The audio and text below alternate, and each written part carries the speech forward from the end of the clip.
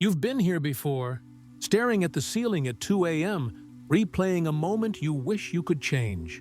A mistake, a heartbreak, a conversation that went wrong. It's strange, isn't it? The event is over, yet it still owns space in your mind. It's almost as if our emotions don't listen to time. We say, "I've moved on," but the body doesn't believe us. The tension in your chest, the tight jaw, the restless thoughts, they all whisper the same truth. You're still holding on. But what if there's another way? What if the key to peace isn't fighting your emotions, but understanding them and letting them pass through you? That's the science and the art of letting go. And today, we're diving deep into how it works. The hidden weight we carry. Most of us live with a quiet heaviness. It's not always visible. It's subtle.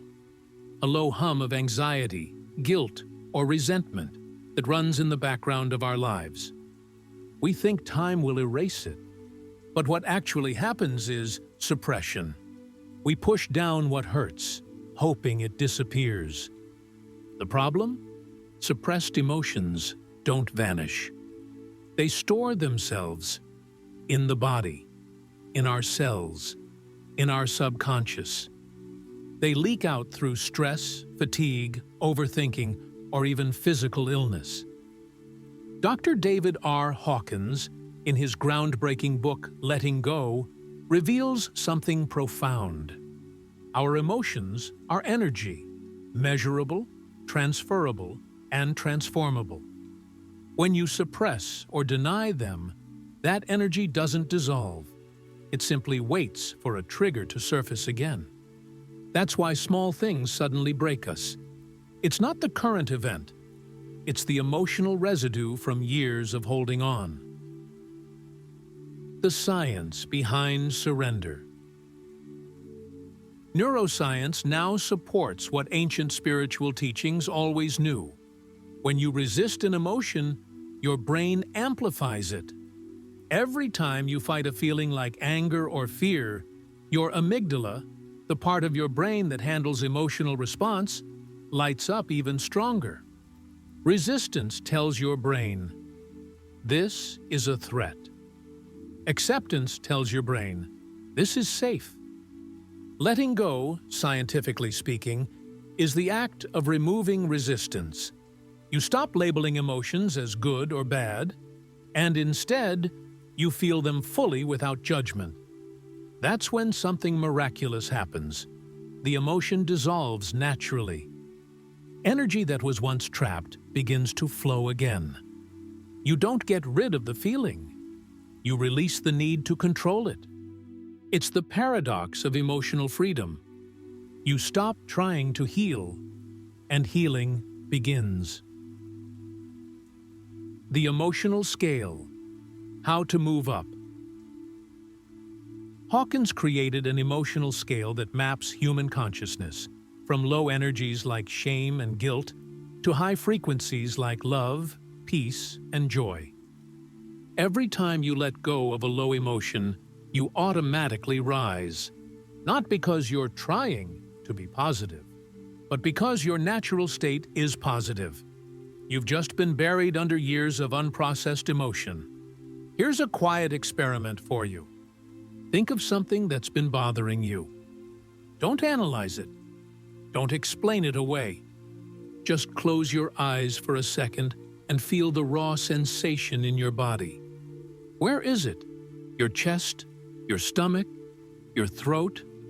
Now, instead of running from it, say to yourself, "I allow this feeling to be here. I don't need to change it. I don't need to fix it." Notice what happens. Maybe a warmth, maybe a tear, maybe silence. That's the energy finally being acknowledged and released. This is the real process of letting go. Not ignoring, not rationalizing, but allowing. Why we struggle to let go. The biggest reason we hold on is fear. Fear of losing control.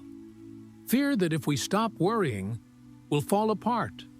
But control is an illusion, a psychological safety net that keeps us in survival mode. We believe control protects us, when in truth, it only tightens the grip of fear. Letting go isn't weakness, it's courage. It's saying, I trust myself enough to face whatever comes. Our minds love to hold on to pain because it gives us a false sense of identity. I was betrayed. I was wronged. I was hurt. Those stories become who we are. But if you let go of the story, what's left? Peace. And that scares the ego, because the ego thrives on conflict. So when you feel resistance during this process, don't see it as failure. See it as progress. Resistance means you're close to freedom. Letting go in real life. Letting go isn't just about emotions, it's about daily life. It's in the little things, when your partner forgets something small, when traffic ruins your morning, when plans don't go your way. Every moment gives you a choice, to react or to release. Imagine you're in a long line and someone cuts in front of you. Instant irritation, right? Now pause and notice. Where is that feeling? Instead of feeding the story, breathe into the sensation. Inhale, exhale. Let the energy rise and fade. You'll find the feeling passes. Not because the situation changed, but because you did. That's emotional mastery. Not suppression, not escape, but surrender. The physics of emotions. Modern physics mirrors this truth. Energy can't be destroyed, only transformed. When you let go, you don't lose the emotion. You transmute it. Fear becomes clarity. Anger becomes passion. Sadness becomes compassion. That's why people who master letting go often appear calm, radiant, and centered. They've learned how to recycle pain into power. And that's not magic, it's physics. You are an energy system, and when you stop resisting, your entire frequency rises. The paradox of effort. Here's the part most people get wrong. You can't force letting go. The more you try, the more the mind holds on. Because trying is another form of control. True release happens in stillness. When you simply observe what's happening, without chasing, judging, or labeling. It's the same reason meditation works. When you stop running, your emotions finally catch up. And when they do, they pass right through you. The surrender experiment. Here's something to try tonight. Before you sleep, recall one situation you've been clinging to. A regret, a fear, an argument. Instead of thinking about how to fix it, say this quietly. I let go of my need to control this. I allow peace to replace it. Then breathe deeply. Imagine that thought dissolving like smoke in air. Do it for a week, and watch how your body begins to relax. Your mind will follow.